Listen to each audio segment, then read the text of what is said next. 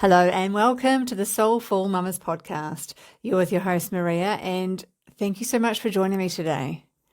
Today you are in for a treat. I have got such a amazingly beautiful guest for you. In fact, you might want to pause right now and go and boil the jug. Put the kettle on, make yourself a cuppa, a coffee, whatever your beverage is, and then come back and listen. It's a little bit longer than normal, but I promise you it's worth it. I have the beautiful Marie Brandon with me. We weave through so many topics.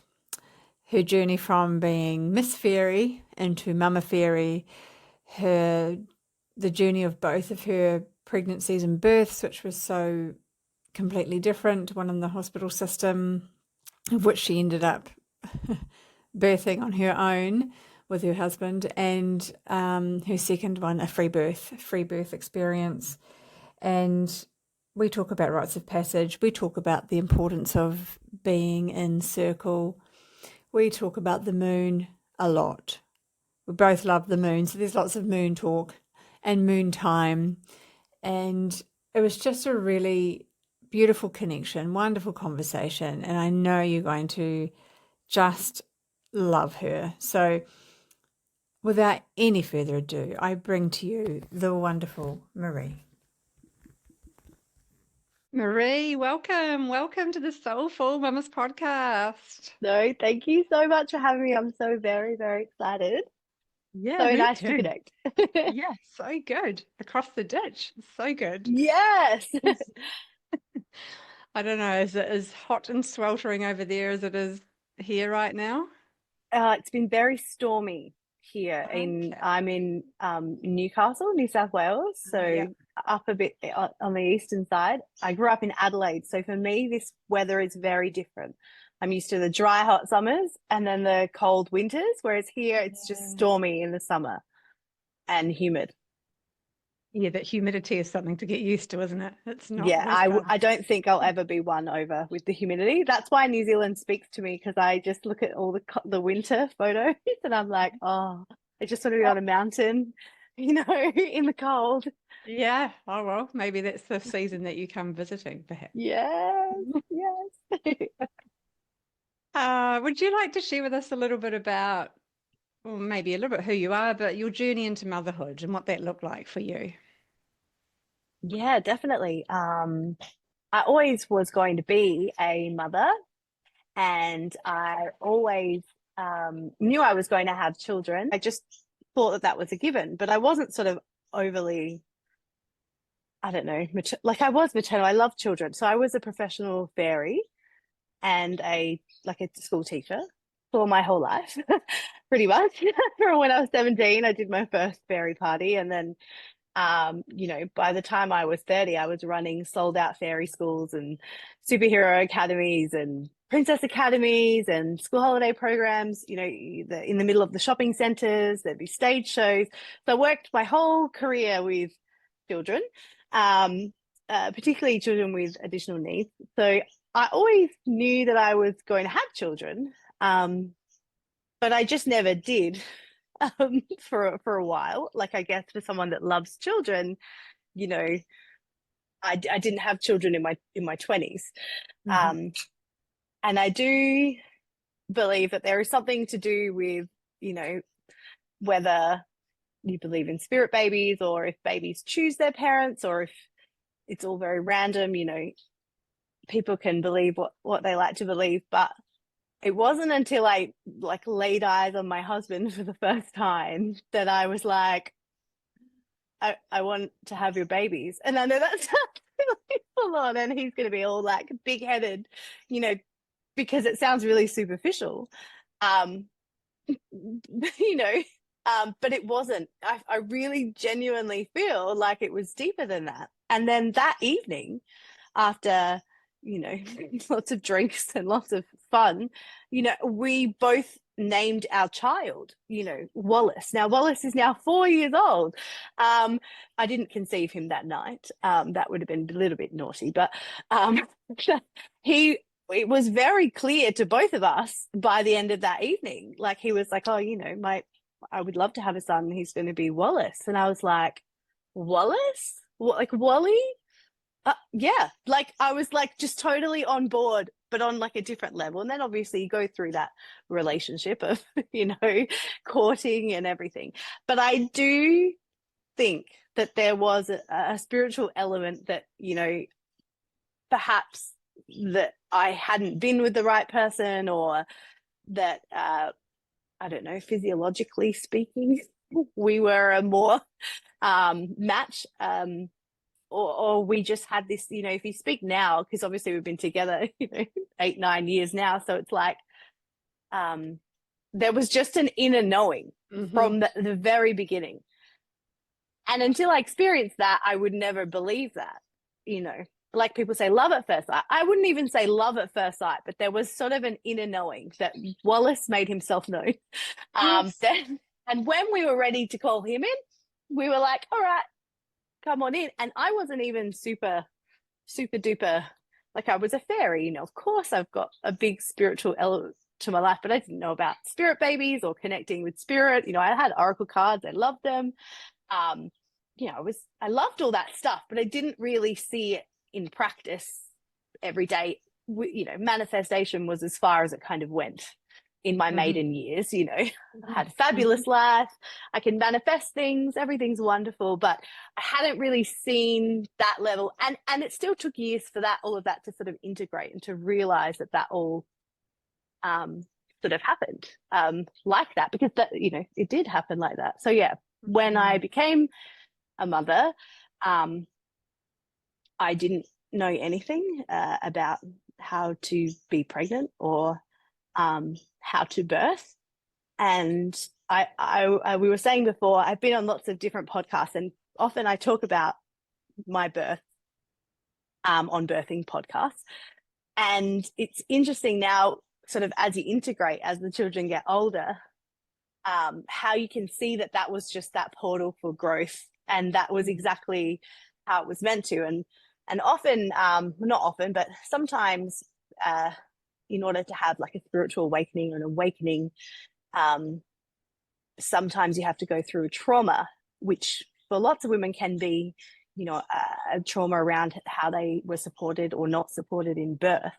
But interestingly for me, I gestated earlier than everyone said I would. I labored just like they said I wouldn't. And then I just pulled him out on my chest in the most euphoric moment of my life. I said, I've been waiting for you, to my little Wallace.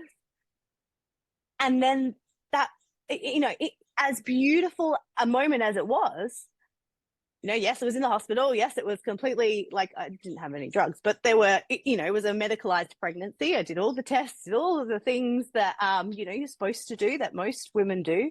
I wasn't sort of, crunchy then, or connecting to my spirit baby, but I do think that he knew what he was doing, and he's just like, Mom, this is going to blow your mind. And it did, because then everything you think is just shattered. Everything that they told me what my birth would be like, you've got diabetes, you've got this, you've got that, you're a bit fat, you've got this rash. Oh, I grew a tumor in my forearm. That was a fun little game for everyone to, so everyone was like, and then he was just like, no, this is how straightforward it is. And then that really projected me into motherhood in a way I didn't foresee at all. I didn't foresee that kind of start. Yeah. For us. Yeah. So yeah. Yeah, that real entry from, or that journey from maiden to mother is guided by Wallace. I really do. Yeah. Yeah, even years before. So he's planting the seed, and there's that preparation for both of you, because it's already divinely planned. You would have had I do think that. that. And look, it wasn't all sunshine and roses. I'm not this unicorn that had, I like to think I am sometimes. I am a unicorn in some respects in terms of pregnancy, but I hated pregnancy. I cried. I think every day that am I making my son anxious, because I was so anxious the entire pregnancy. You know, there was as much darkness in that journey as there was sort of light at the end. And, you know, and then you have a baby and you're like, and your whole world is different. But it really did show me that magic, you know, that, because I do think that divine, whatever you call it, you know, I had this labor that was, I grew up like lots of us in a, you know, Catholic. So I remember being in labor and everything was like red in the room, like there's no one in the room. It was dark, but I just couldn't open my eyes and everything was red. And I was like, gosh, it feels like the Holy Spirit, you know, if the Holy Spirit was a thing, you know, because I'm trying to grasp, you know, what can your brain grab onto, you know, what is this? It's almost a supernatural experience. You know, as women, we're so magical and we carry this life, we birth this divine life. And in my labor, where I knew nothing about labor, I'm just like going on this journey, and then I just pull him out myself, and it's just like, you know, like it's just it's just this journey. But for me, it was really what sparked kind of, I guess, then my journey as I then go on to be a mother of two, and then in the work that I do today, and that journey from maiden to mother, as you said. But also for me, I was a fairy, right? So my name was Miss Fairy. You know, I'm a teacher fairy, and Miss Fairy, you know, it's a very maiden, like a fairy is a very maiden energy. A fairy, you know, they're off in the forest and the woodlands, you know, flitting around, having the grass. It's a very maiden energy. So I did go through a big shift in between like from Wallace's birth to conceiving my daughter, whose name is Pixie, not chosen by me. That's a magical story in itself, but chosen by her, but also by my husband. He names them. It's very strange. Children, not me. But between their birth, like his birth, and then when I conceived Pixie, I really struggle with the identity of shedding the fairy, the maiden self. You know, I was Miss Fairy on Instagram. Like we were talking before about growing social media and using social media as a business tool. I could never grow it sort of as Miss Fairy. And it wasn't until I shifted even my social media to this mama fairy and going, I'm, you know, morphing into that witch archetype, which I feel like is the natural progression. You got fairy, you got witch, you know, priestess, sorceress. I don't know where the official hierarchy is, but you understand what I'm saying. That was a huge integration for me. That took a couple of years to really. I thought I had to let go of all of that fairy stuff, and I didn't know what I looked like as a mother. Didn't know who I was supposed to be. I was no longer magical because you know, a mother is mature and, you know, wise, all of this stuff. But once I sort of worked out where I was going on that route and then became, I guess, a little bit more witchy, a little bit more of a fairy for grown-ups. It's a cool story. I feel like it's a cool story. I hope you like hearing it. I love it. That's so beautiful. Just that, that journey that is almost in that, you know, that chrysalis phase of not a maiden and just morphing into the mother, just still finding your wings in that capacity. So you're still the fairy, but the mama fairy. So it's just these new wings that you've got, and stepping into that and knowing that, you know, the essence of that maiden, that fairy energy is still forever within you. I mean, I've been through maiden, mother, still mother, but often in that dancing in the wise woman, Marga. Yep. You know, whatever there's many names you want to give it. But then sometimes I'm back in my maiden and I'm just sort of exactly like you're saying, I'm down at the stream with the fairies. Yeah. You know, the energy is still there, but it doesn't mean you have to completely lose aspects. It's just the growing into this new version. So, wow, that's beautiful, and probably preparing you for, you know, your daughter, your next birth, your next pregnancy, and what that evolution looked like as well. Yeah. Was that the same? Was it similar, or was it quite different? Well, because so I've had this incredible birth, and that physiologically I'm like, again, you know, I'm going to give birth. I didn't like being pregnant, but I can give birth every day of the work. Like, you know, my body showed me that despite everything, it knew what to do. And it really did. And it was because I was left alone. You know, like I said, it's not all sunshine and roses. There was actually no room in the hospital for a spontaneous labor. So I was just in a shower cubicle room. Oh, wow. But at the time I felt horribly abandoned. Now with what I know about undisturbed birth and things like that, is that I was actually just left alone to progress, normally, typically, and I just happened to not labor for a long time.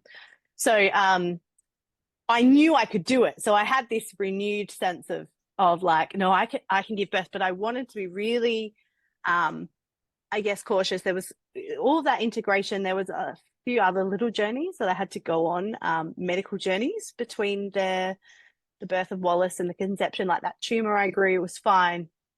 Spoiler, I'm fine. Everything's fine. But there were lots of things that I sort of had to learn and unlearn. There were tumors on my liver caused by the contraceptive pill that I went on after I birthed my son. That was breastfeeding safe, the mini pill. It's not a conspiracy. That's a real thing. You can Google it.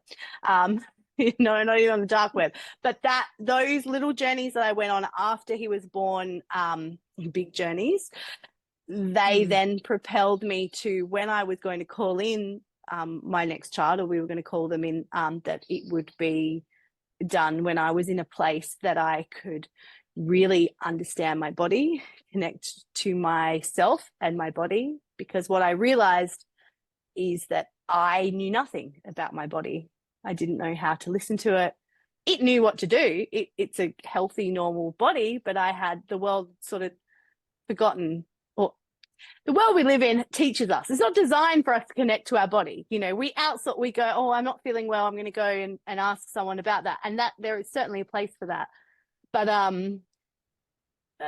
with all the tumor stuff that I went through, I was constantly tested and asked, they were asking me about my symptoms and if I was jaundiced, if I was unwell, if I'd lost all this weight, blah, blah, all these questions. I was like, no.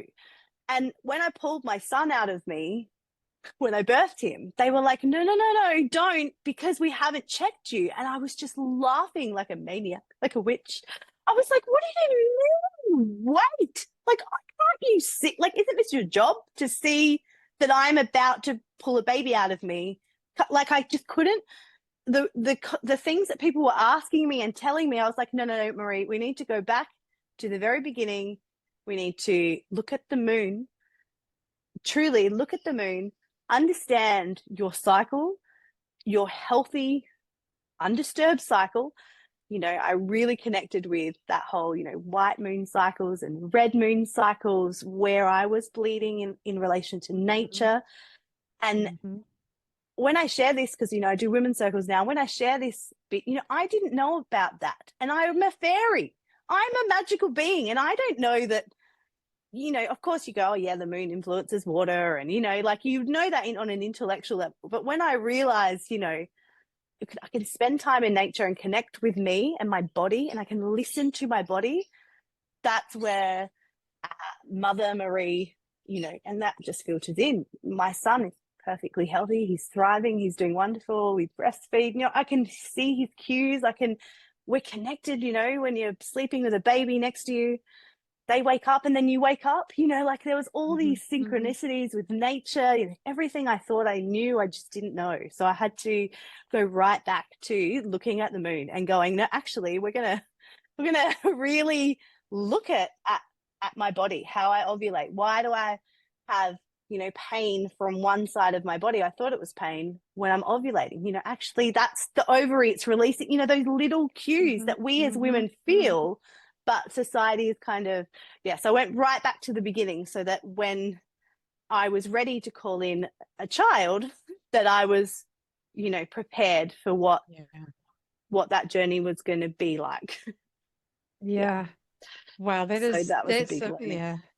So powerful, and such beautiful awareness that you were able to drop in enough and actually listen, and called in by Grandmother Moon, because she's, our wise elder, forever there in all her different faces and phases. And she's,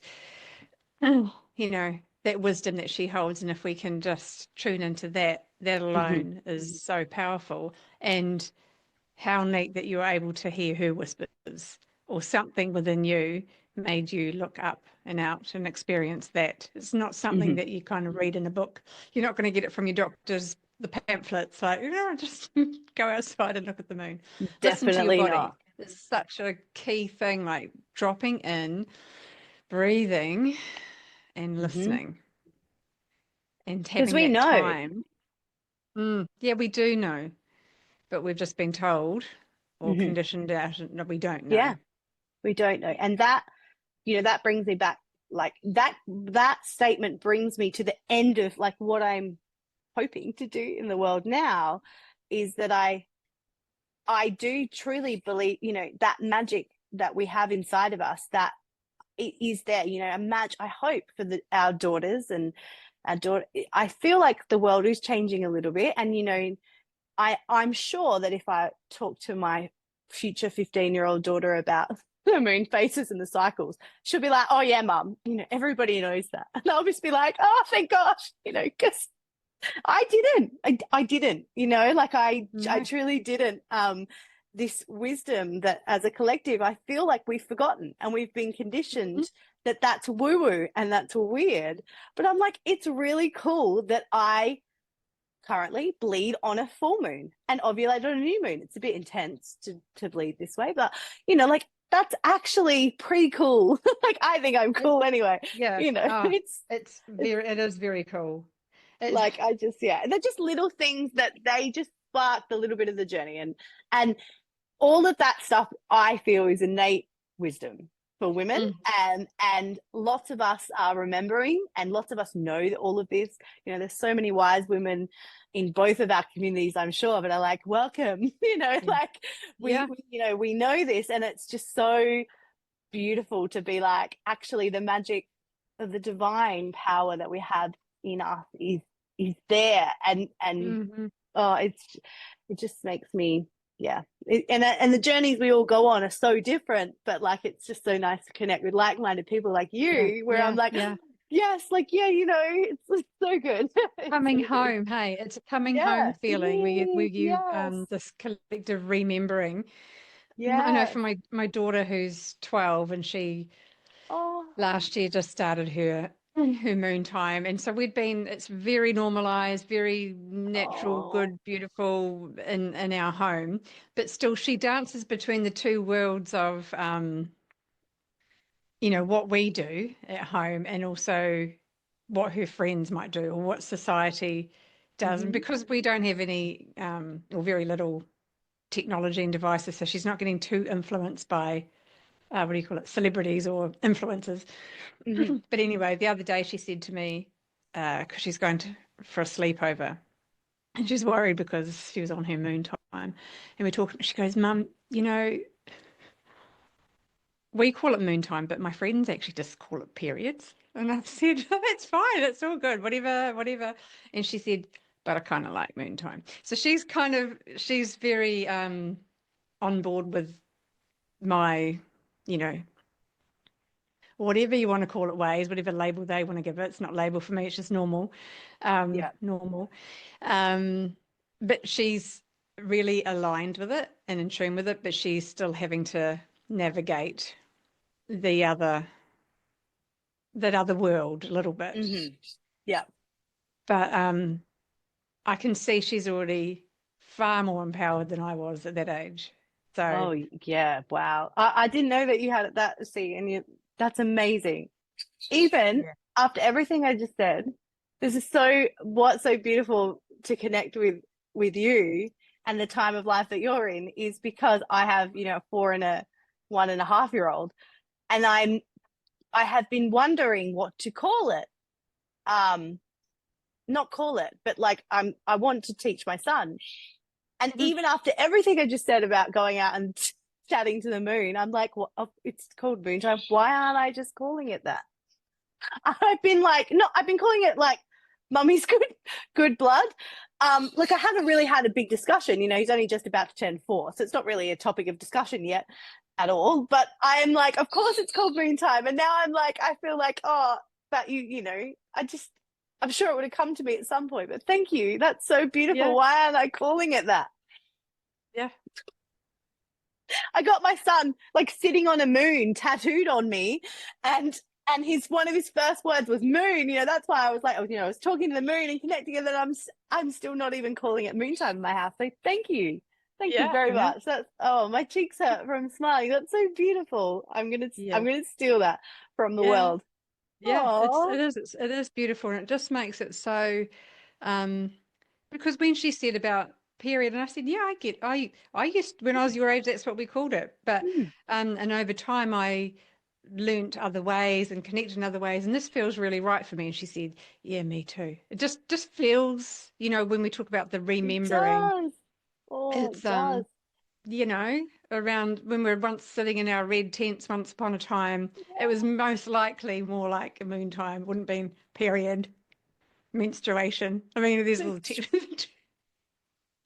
No, yes, no, I love that. Yeah, of course. I don't know. I feel a little bit, and you're like, oh yeah, like I'm just like, oh no, no, it's all good. I'm truly thankful. That's really lovely because it's exactly what it is. It feels aligned for me too. So thank you. Not that you're like yeah, you're in that beautiful. wise. You've got a 12, you're a 12-year-old girl. I've got a 1-year-old girl. So it's very different parts of our journey. But I hope I aspire to be when she's 12 that's we are definitely calling it that. But I'm going to call it that for Wally. He will love that. Yes. He will love that. Yeah. It'll make so much sense to him. He's an Aquarius. He will love that. His little intelligent brain. Yes, absolutely. Oh, Yeah. And it will sorry. be for him, of course. Yeah, it will be. It literally, I've been like, a woman I know, she has like 4 sons. She's like, I just call it my good blood. And I was like, oh, good, that's cute. And then like I tried it once and he was like, what? Whereas I feel like if I just say that, because sometimes I'm trying to explain to him, when in the toilet a bit longer. Sorry, we've stayed on this tangent forever. But that will just make so much sense to him. I know he'll just be like, oh yeah, I know your mum's on her moon time. Like that'll just be so, oh my gosh. And then imagine when he meets someone one day, oh, it's so good. It'll be funny, but also it'll be good. So I also have a just turned 15-year-old son, and so it's important for him for it to be so normalized and that he can hold that space and be respectful of his sister. And that was one of my, hopes and dreams, that when they were younger, that would be different. Her story and coming into this rite of passage of Maiden, this young woman, would be far more empowered and beautiful than me and many of my generation. What it was hardly spoken. It was just, you have a little thing at school, here's a pack, good luck. My Don't God, talk about it. I'm welling up. I just think that's so beautiful. And you have a boy and a girl too. Yeah. I'm really has touched me. Seriously, that really has. Because you hope that for things like that. You hope that you're able to give your children what we didn't have. That good luck. Enjoy that now. Wow, that's really powerful. Thank you. Yeah, and just for us to be knowing we're growing these beautiful men, these males that are just aware, and there's just this beautiful, that masculine feminine balance and flow and support, and it just comes back at more into harmony of what it is we are truly here to be and do. And it's not a us and them and someone's higher than the other. It's just, it's unified. Yeah. Mm. Thank you. That was really good. Yeah. It's amazing.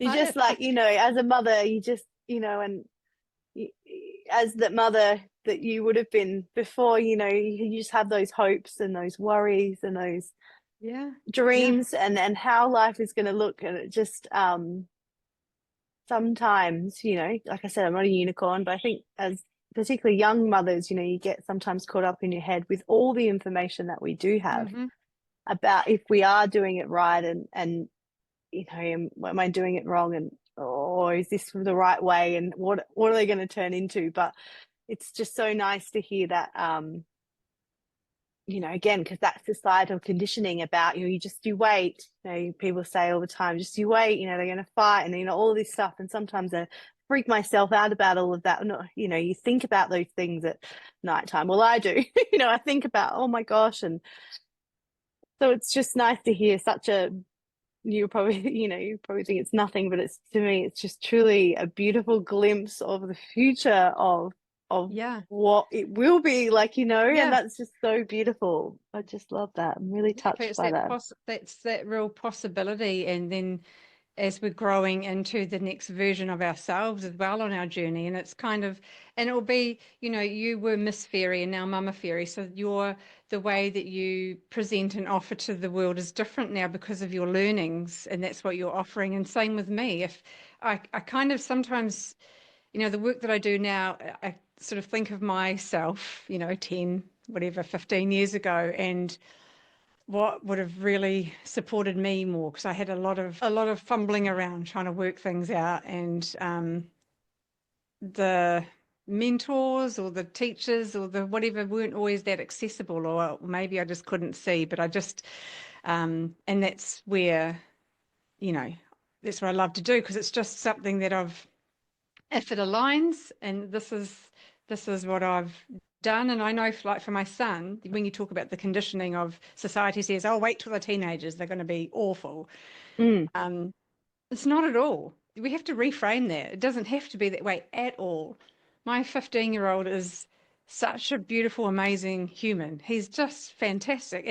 But when he was younger, would have been in his, those primary years, maybe 6 to 10, like that pocket of time, I had my work cut out for me. Well, my husband and I, but that's when you really work on, okay, so what is important for our family? In our family, and so bringing him into this fold of we, acknowledging what other people do, because that's okay in their family, but in our family, for example, we don't have gaming at that Mm-hmm. age. But it's okay if they do, that's fine. But it's bringing that in. And so he was feeling like, okay, he's part of something, and creating your own traditions and rituals and whatever it is. And that's the thing that held him and got him. And now he's just this really thoughtful, considerate young man. And so I've never had in my mind, it's going to be terrible, because then it probably would have been, we're creating that by allowing Yeah. that society's influence saying, you wait, Mm-hmm. this will happen or this will happen. And it's Yeah. like you say, it's not always sunshine and roses, because it's not, but it's then, how can I be supported in that time? Who Yeah. do I have that I can phone a friend? What is Yeah. it that No, I can do? Or who is there that I can gain that support from, or just connect in with, or in a circle group, things like that. And this is yeah. where you're calling to offer these sorts of things, which we'll get to. I know. I'm sorry. We've just turned into it. Thank you for holding me in this moment. I'm sorry. Oh, Thank you for no. holding me. We'll go back to Yeah, talking. no, but this is But perfect, because for people listening, this is our journey, and we're all yeah. at different stages of it, and this will really speak to many, and there'll be others that are also in that holding phase and space of it. So it just shows we're all connected. It's all on this beautiful cyclical cycle, round like the moon. This is our evolution, and we spiral generally upwards, but it is a spiral, and sometimes we come back a little bit and go forward a little bit. Yeah. It's all perfect and beautiful. So no, sorry, it's good. No, it's really good. Really beautiful. Yeah, yeah. So with your daughter Mm-hmm. Pixie, love her Yes. name. I Um, know. what is the magical story? You did say there's a magical story Oh, with her name. well, it's magical, but it's just like, so how I said I was a fairy and I had fairy schools, and so I had thousands of little girls. Usually there were boys in superhero academy. I had lots of boys as well, but majority was little girls. I had fairy shops, so they would come in, choose their dress, have their birthday, then come. So I would see little girls all the time, and I love names. I love children's names, people's names. I think it's beautiful, and how people choose their children's names, and if they name themselves. And I feel like I know every name in the world and every spelling variation of all these beautiful, you know, like Isla's, Lily's, Lucy's, Amelia's, you know, all these beautiful feminine names, willows, ferns, you know, all these flowery names would come up, and I'd Violet. And then I had all my staff they were beautiful young women, and they all had fairy names, you know, Fairy Pip, Fairy Willow, Fairy, you know, just beautiful, beautiful names, Fairy Ivy. But I never had a girl's name for, like, you know, how people think of names. They might like to name their little girl or a little boy. I never had names for a little girl because I thought, being a fairy, I would have lots of boys. And I feel like maybe if I had taken a different path with my life, maybe that would have been the future when I was a maiden, perhaps. But it wasn't until about 3 months before she was conceived, I was like, I can feel a girl. And it was because I flipped, going back to the moon, I flipped from a white moon cycle, so the cycle that you ovulate with the full moon, which is what people say, is more connected with nature and is your mother cycle usually. And that's what the cycle that I conceived my son on. So I was like, no, that's the cycle you have to be on to be a mother, you know, at that point of time. I'd flipped for probably the first time, like quite abruptly, to a red moon cycle for the first time in my life, if I hadn't been on the pill. And I was shocked by that. I was like, what does this mean? And it was around that time that I was like, no, and I can feel her. I can feel a daughter. And I was, you know, I could scarcely believe it, because you go, oh, is this just wishful thinking? You know, everybody would like to have a boy or a girl, you know. Not everybody, but some people might like that. Is that what I want? You know, I really was confronted. I was like, no, I'm going to have boys. And then it was a magical moment. Sorry, listeners, you know, post-coitally. You know, my son's 2 now, so we're back in the bedroom a little bit. No shame, we're all the same. It's beautiful. It's magical. We were laying in, you know, the spare bed, because we co-sleep, which has a different angle looking out. You know, there's window shutters behind us, and the moon's on that side of the house. So the moon was there. And Justin doesn't know there's a moon there, because, you know, he's a military man. He doesn't really care too much about the moon.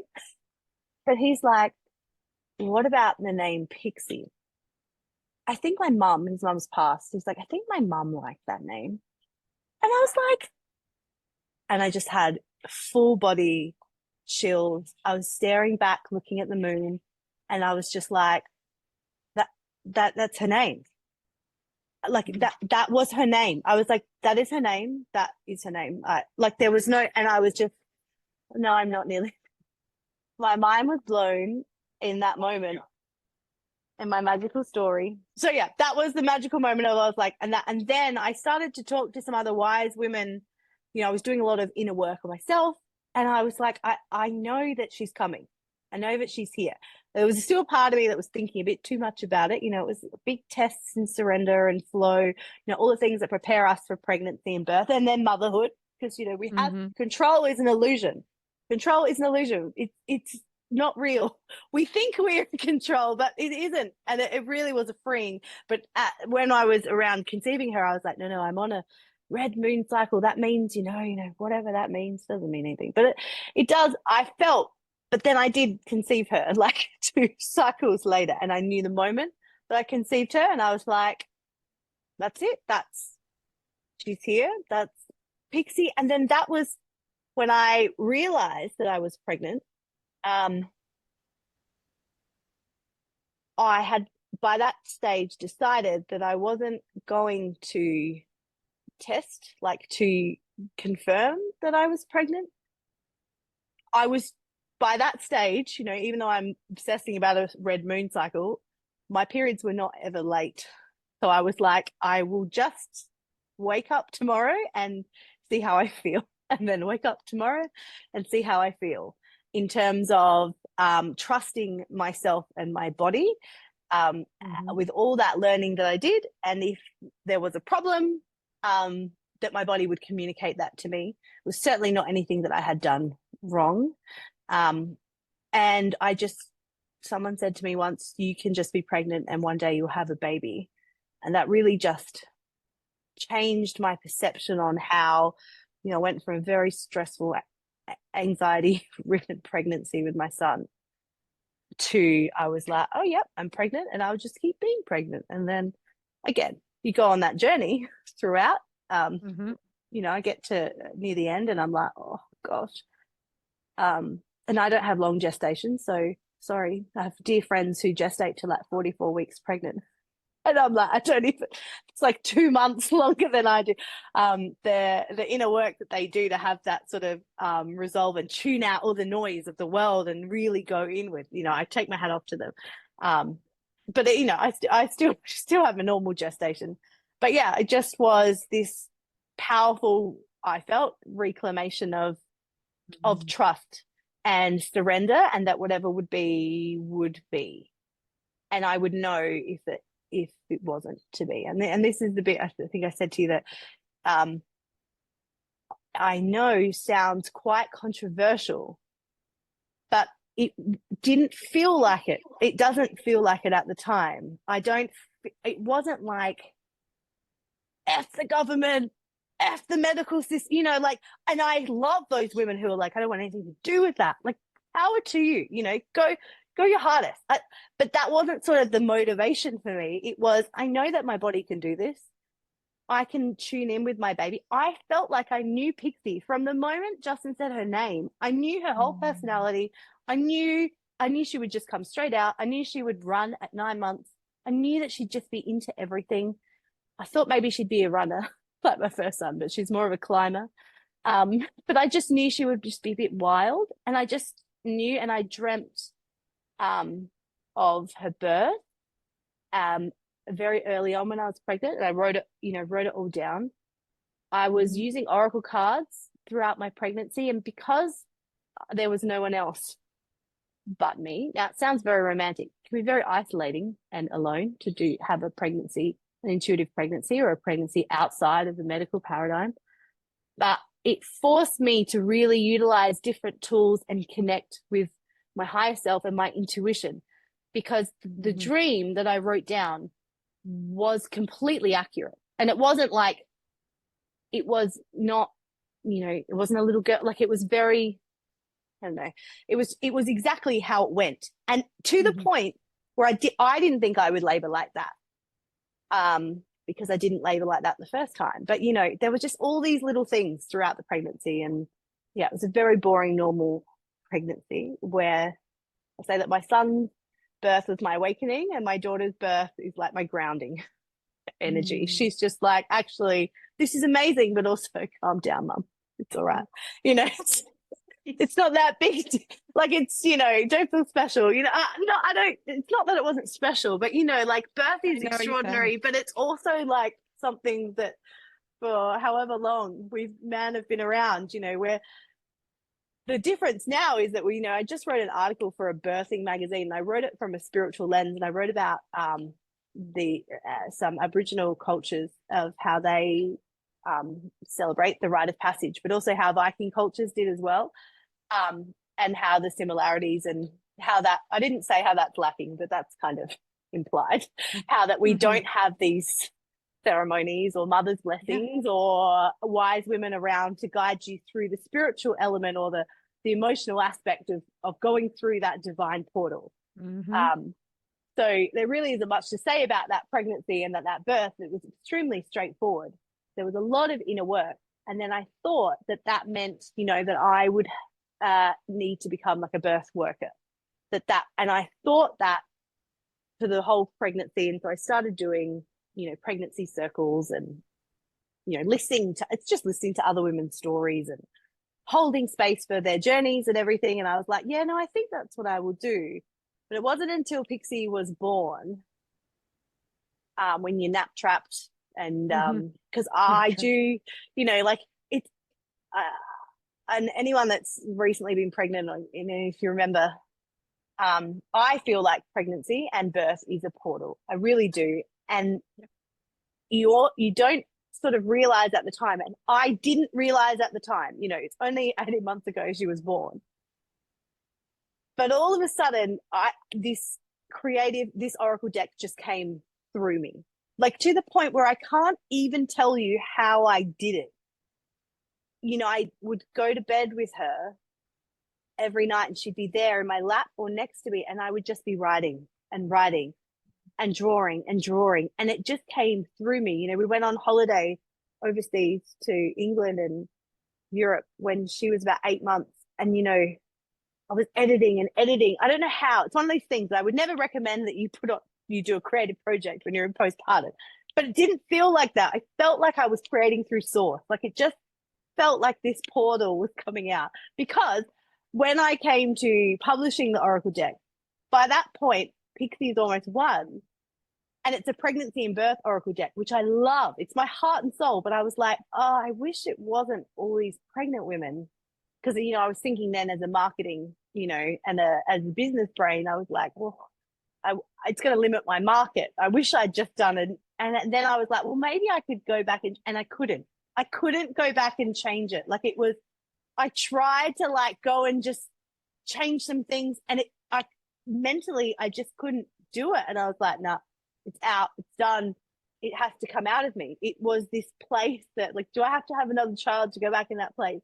No. But sometimes I feel like I was just in this place of, yeah, it was just incredible. And even then, I was like, no, I went to birth, you know, take Pixie with me and attended women's births, and it was beautiful and it was incredible. The women were amazing, you know. And it did not feel right. It felt beautiful. It felt like a homecoming, you know, just like we used to be like in the old days, you know, the old days. You'd have your wise women friends come. You know, I was playing with her son for most of it, and then I was filling up her water bottle. You know, it wasn't really. I know birth doulas and birth keepers, midwives do incredible things, but I didn't feel like I was doing anything incredible. And then when the deck came out, I was like, actually, I hope that rain isn't too much noise. Can't hear it. I when the Oracle deck came out, I was like, actually, this is what it's for. My Oracle deck is there to help women reconnect to themselves. You know, Oracle cards are different to tarot cards. Tarot cards are way more structured, and people often will associate the future or you know, fortune telling or things like that with them, or mediumship. Whereas an Oracle deck is way more open-ended. So it's way more, it's connecting you back to your inner knowing. It's giving you that reassurance, asking you what you need to know, and then giving you that guidance. And that's how I used cards when I was pregnant, because I kind of felt so alone. Not alone, but, you know, you didn't have your appointment for someone else to tell you. Yes. But what I realized, the cards were just, you know, like, it's hard work when I was pregnant to go outside of the system. People go, well, that's great, you're not getting all that intervention or all of that, you know, incorrect, not up to date stuff. But actually what you're also not getting is that, oh, how are you feeling? You know, what are you doing this week? Oh, how is the baby feeling? You know, you're not getting those regular nice check-ins either. So I was kind of like, and after I was pregnant, people were like, would you do wild pregnancy again? And I was just like, oh, you know, I was like, oh gosh, I don't know, because it was a lot of that falling back to yourself, and that can be hard, is you know, going back to yourself. And so I'd get the cards out and be like, you know, and I would constantly draw the patience please card and the pregnancy card in another deck that I just used.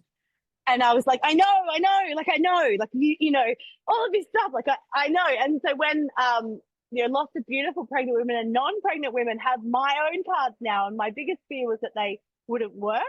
Like, they wouldn't work, but they work, and they're just like, oh, and I see that out, you know, someone was using them in like this bespoke pregnancy type salon in Canada. Like, when I woke up this morning, they tagged me in this beautiful salon, and I was like, oh, those women are just, you know, that's my work. That's how I want to help not just pregnant women, but women to connect with their innate knowing, you know, that they know, and they just need, sometimes we just need just a tool to, you know, and some people meditate, some people exercise, some people go in the forest, some people sing to the moon, people like fire, you know. Oracle deck is just another tool, I believe, to just connect us back to ourselves. And that is the story of my life.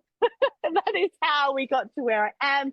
So my deck is the Divine Pregnancy and Birth Oracle card deck, and I love it. It's beautiful. And I am not really a birth worker anymore. I am a women's circle facilitator, and it feels now, as we go on that journey, like we say in motherhood, now that my children are getting older, I can feel that integration happening of what I thought it was going to be like it, but actually, you know, writing that article I wrote the other day felt so freeing to speak about birth and motherhood without the I did this, so maybe you should do this, or you should do this, or the system is bad. You know, midwives are bad. The cesarean is bad. I felt so freeing to write this article from a spiritual lens, and it's the same with my oracle card decks. There is no right or wrong with anything. It is about coming home to yourself, to your body, to your baby, to your children, to, like you said, you know, you brought your son, you know, that's what that family does, and that's okay, but that's what we do. You know, there's no judgment, it's just, that's their journey, this is our journey, this is your home, this is how we do things. Yeah, some people call it a period, we call it moontime. Whatever works for us works for us. What works for my body, what works, and bringing all of that into my decision making as a mother, as a woman, as a wife, you know, as a business owner. It just brings you back to that inner knowing. That's and to everyone listening, you already know, like, that magic inside you, and now I call it magic, and I really own that brand and come back to that divine magicalness, because we just don't have a word for it. We call it magic, but really it's just, in my opinion, women's knowing, that innate physiological understanding that we've just forgotten as a collective. It's there still. We're just reclaiming it. And it's beautiful. It's beautiful that I can do this kind of work. It's really, because it feels surreal. It feels right. It's good. Yeah. Oh my gosh. Everything. Just, it's Okay, so good. beautiful just to be able to witness that journey and just see how lit up you are. You're just so in your zone, your flow. And it's that whole surrendering to what is, because sometimes we can get really rigid around what should, you know. One of the big things I talk about with women is, like, first of all, no shoulding. There's no shoulding. But there's nothing's fixed and nothing's forever. And so there's forever flow, and it's just always having that picture of the water and tuning into the consciousness of that, the all-knowing wisdom of water, and it just flows. It doesn't just, unless, you know, you got a man-made dam that gets in there, which is not helpful. It flows, and it just goes to where it needs to go, and the next thing you know, it's in a big lake or the ocean or wherever it is. Like, we don't need to always know. We just have to trust. It's a big thing of trusting, and it's so much easier said than done sometimes, because we're told, we feel, especially as women, and that responsibility as a mother, so therefore we have to have a lot of control around situations and relationships and activities and this and that, and then everyone else has got an opinion as well, and trying to be respectful but in a respectful way for yourself as well, holding boundaries of, that's okay for you, but for me and our family, this is my truth, and this is what we're doing. And I love that you're doing that. You're just completely, you could see blossoming, growing, and your cards, I've seen them online. They're just absolutely exquisite. And you're the illustrator as well, right? These are your designs. So I use Procreate. Like, I like to paint, but I'm not very good at painting eyes. I'm just not. I'm sorry. I try really hard. So I use Procreate, which is like on the iPad drawing, and then you can just like draw loosely, and then it will fix it for you. So there is digital aspect. Beautiful. It's a new way. But thank you. And that all just, you know, that's years and years of work, but it just had to come out. Like, I never did anything.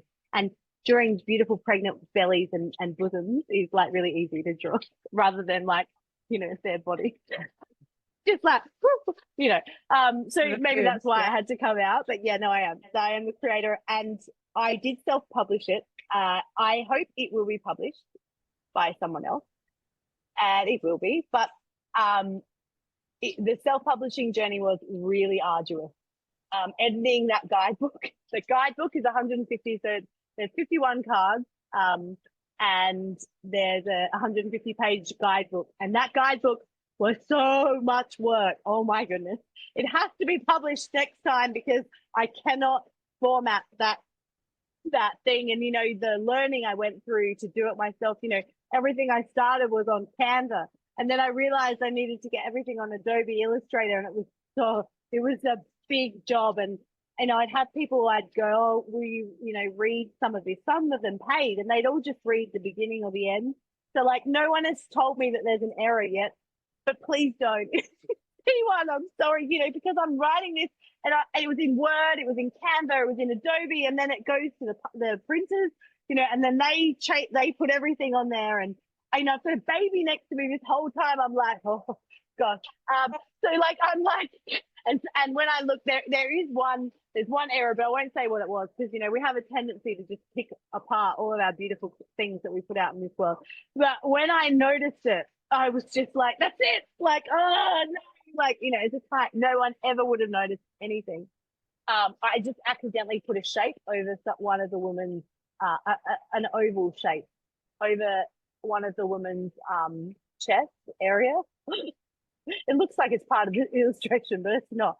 But anyway, the moral of the story is it had to come out of me, but it was in a time where I was very much in deep mothering.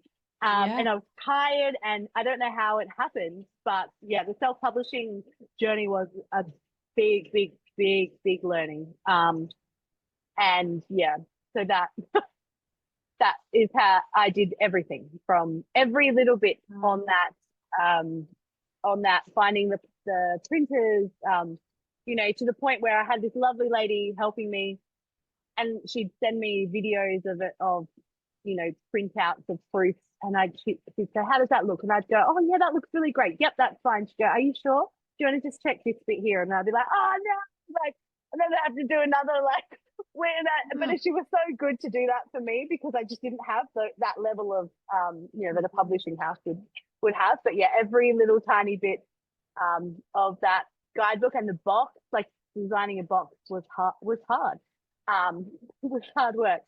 So, but yeah, that is my deck, the Divine Oracle, Pregnancy and Birth.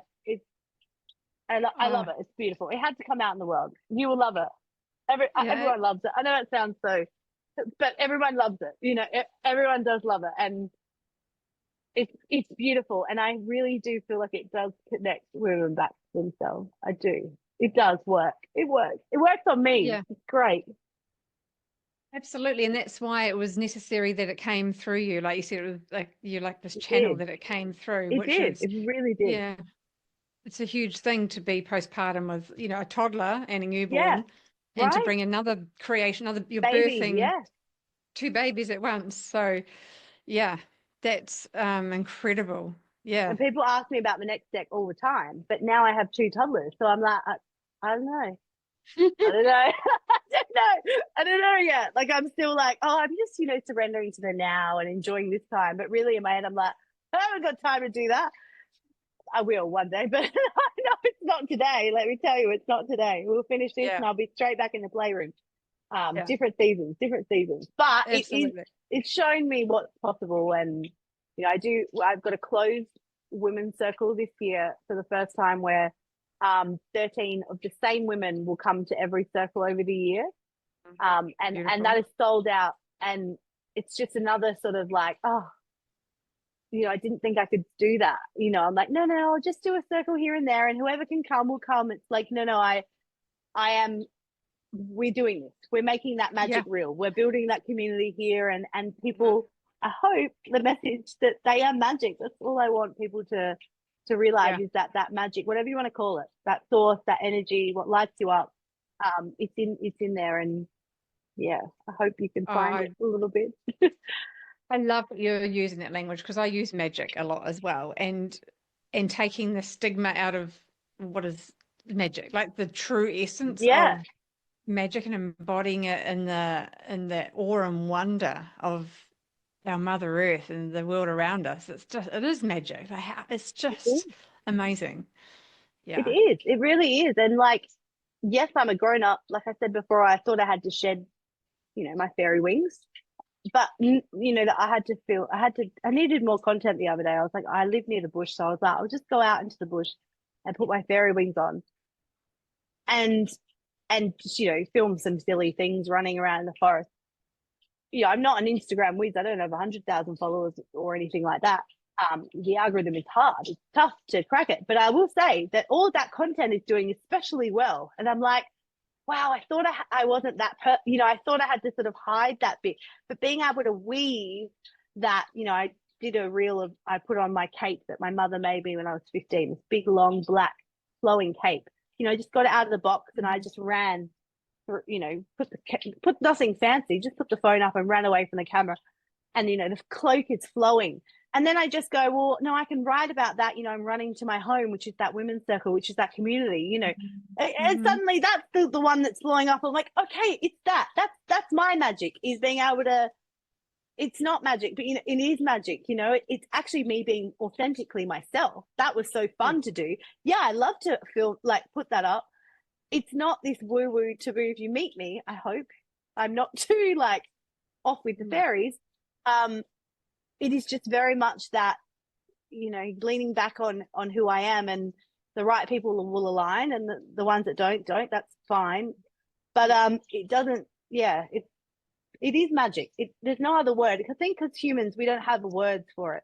I feel like in New Zealand, there'll be way more words that you would have about coming home and connecting with earth and connecting with like land. Because I often see with lots of the women that I follow, like they use that when they're talking. And I'm like, gosh, we don't have that language here. It's forgotten, of course, in Australia. That those words of how we connect to spirit, to Mother Nature, to Mother Earth, to the ground, to our hearts, to our ancestors, whatever. Yeah, there is a disconnect in the English language in some ways, isn't it? Yeah, the Māori language is beautiful, and that Te Ao Māori, the Māori world, and just the essence of the word. It's that true feeling and sense of being. It's so deep. It's not just on the outset, it means hello. It's deeper than that. It goes, there's so much depth. It's beautiful. It is beautiful. Yeah, and you can feel that connection between that language is a living being in itself, and it connects so beautifully with the land here, the whenua here. So it's just this, yeah, very much in harmony and flow. Yeah, but I love how when you show up, that message that everyone can hear that and receive that when you show up authentically and being your truest expression of you, so you are, in tune with your unique note, and it sounds beautiful, and then it gives permission to other people to also be in tune with their unique note. And imagine if we could all do that, the symphony. Oh my Oh my gosh, it'd just goodness. be How beautiful amazing. you phrase that. That's amazing. Oh, if only. If only. But yeah, I feel like I hope lots of women, especially the women listening, I hope that flame, that I feel like the women I'm connecting to at the moment, I feel like there is that reclaiming of self and connection to the earth.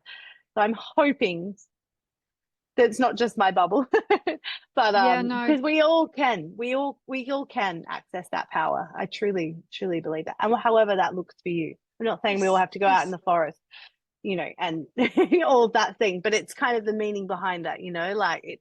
absolutely. Mm-hmm. Yeah, and yeah, 100%.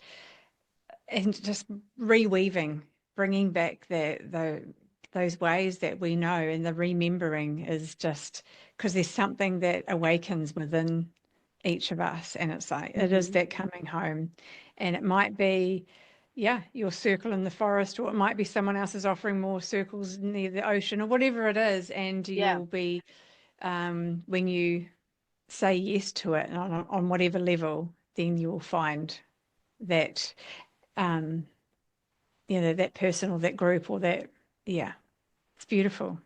It's so that lovely. feeling. It's so good what you're doing. Oh, So yeah. good. And you.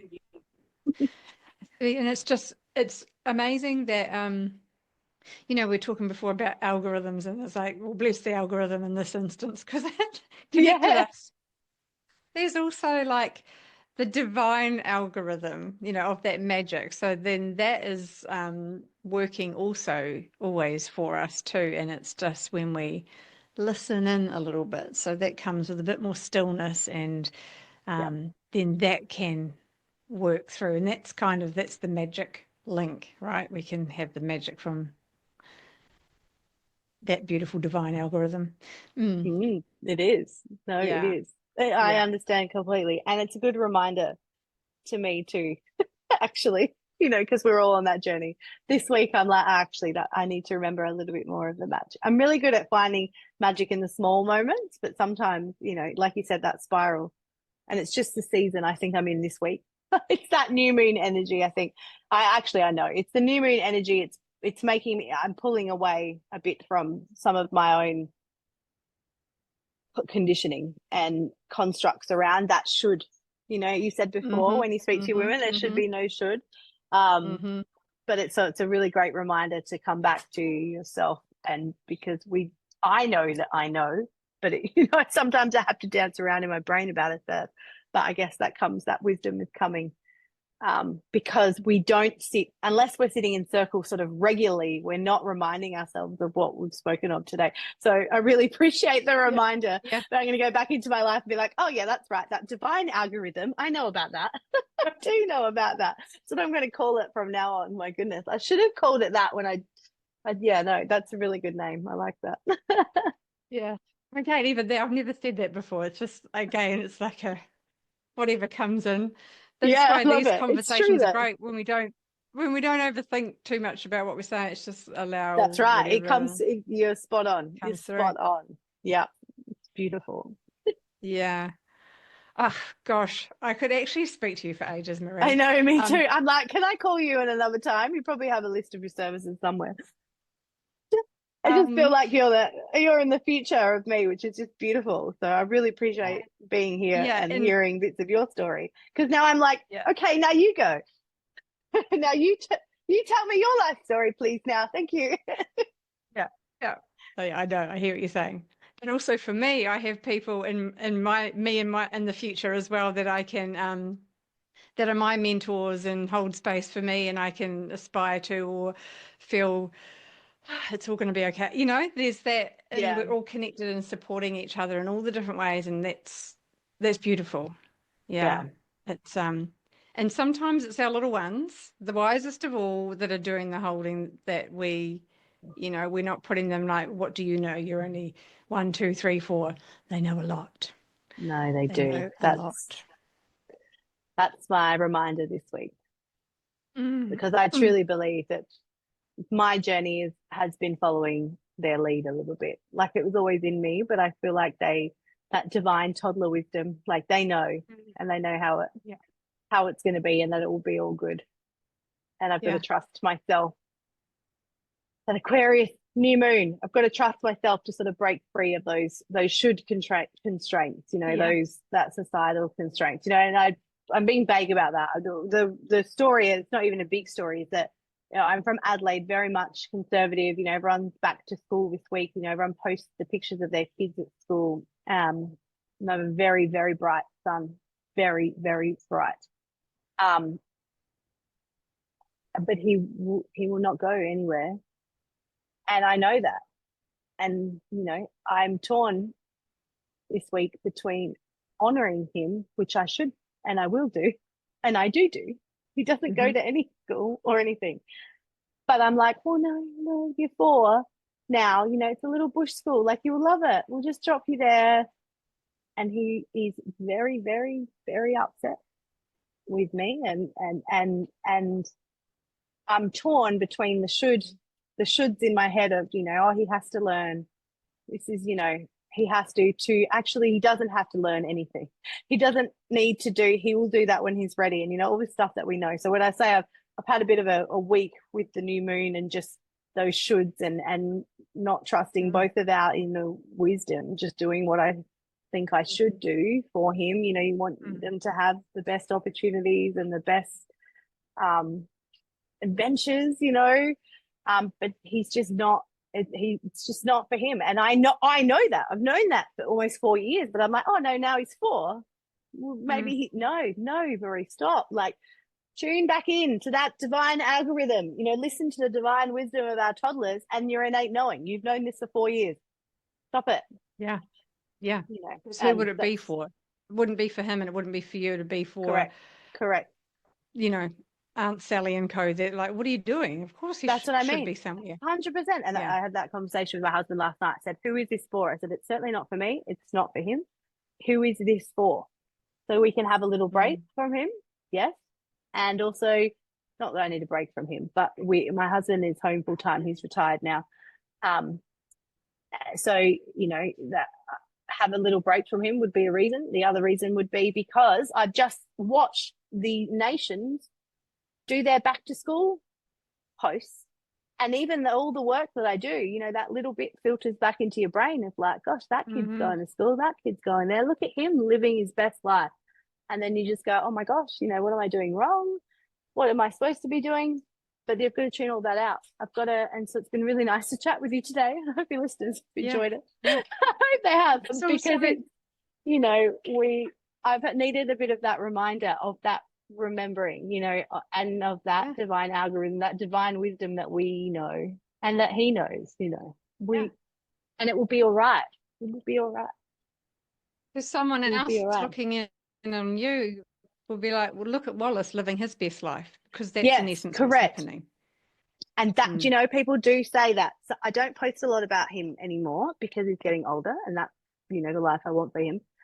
But I have had people say, when I have posted, particularly stuff that he can do quite intelligent academically, they'll be like, well, why aren't I doing puzzles and things with my 3-year-old? I'm like, no. Like, it's actually stopped me from posting about him, that kind of stuff, because I was like, no, that's his journey. That's what he likes. He loves math. He's just a maths guy. It's not what you should be doing, but because you're spot on. That's shooting. Here he is now anyway. Oh, say hi. Hello, Wallace. Nice to meet you. Maria is in New Zealand. The rainbow? On a plane ride away. Yes. T-shirt. We've been on the plane, haven't we? Yeah, which he asked for Christmas, which he's wearing a rainbow shirt.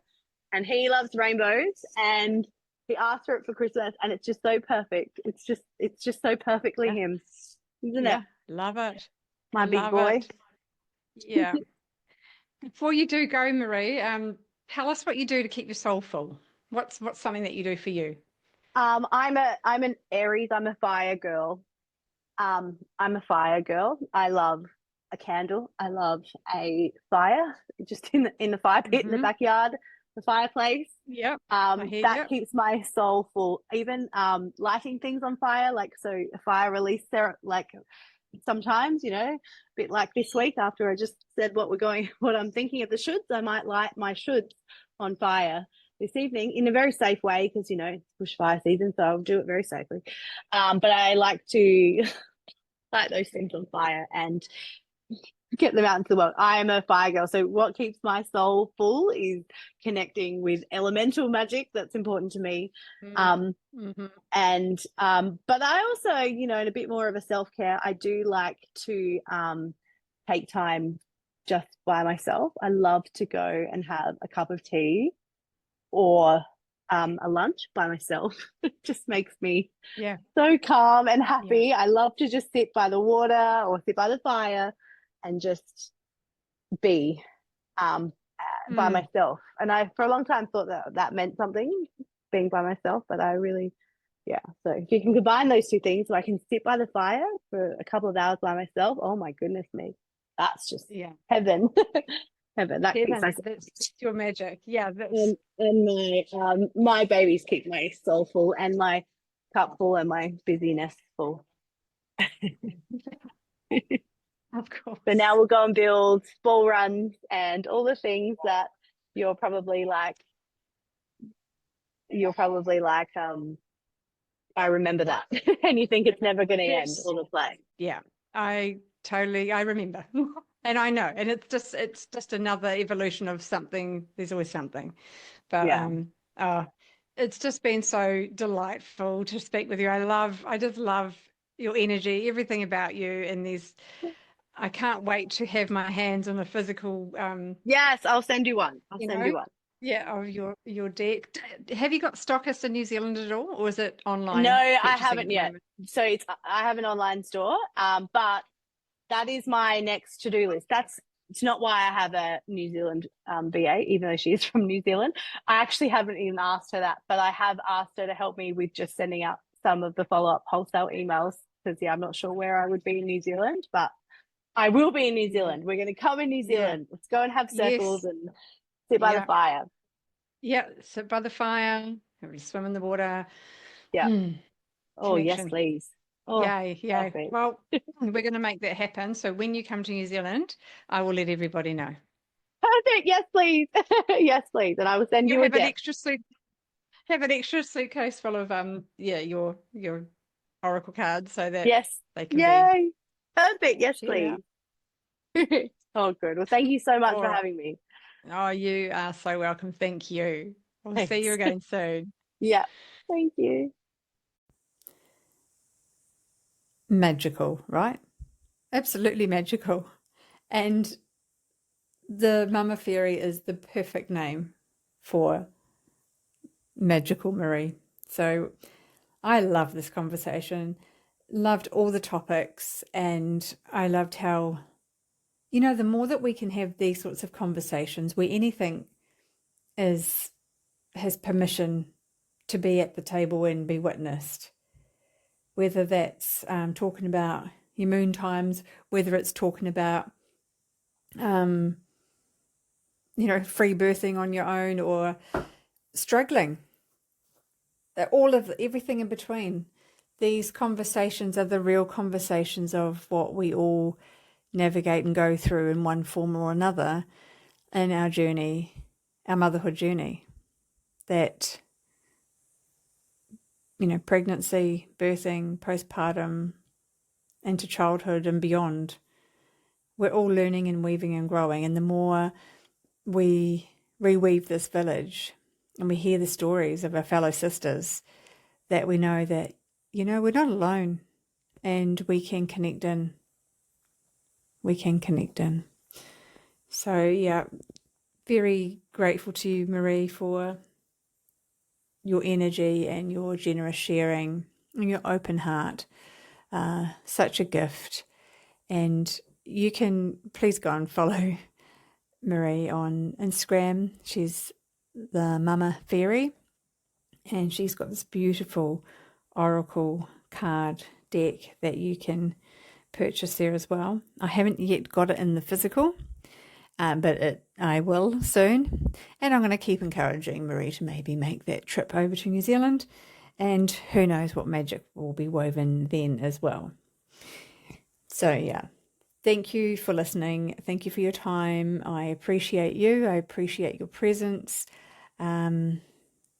If we covered so many topics, so if there's something within this that may well align with a friend of yours or a family member, please do share it and guide them to this little wee pocket of the podcasting world and come and join us. In the meantime, have a beautiful soul-filling day and week ahead, and I'll see you all soon.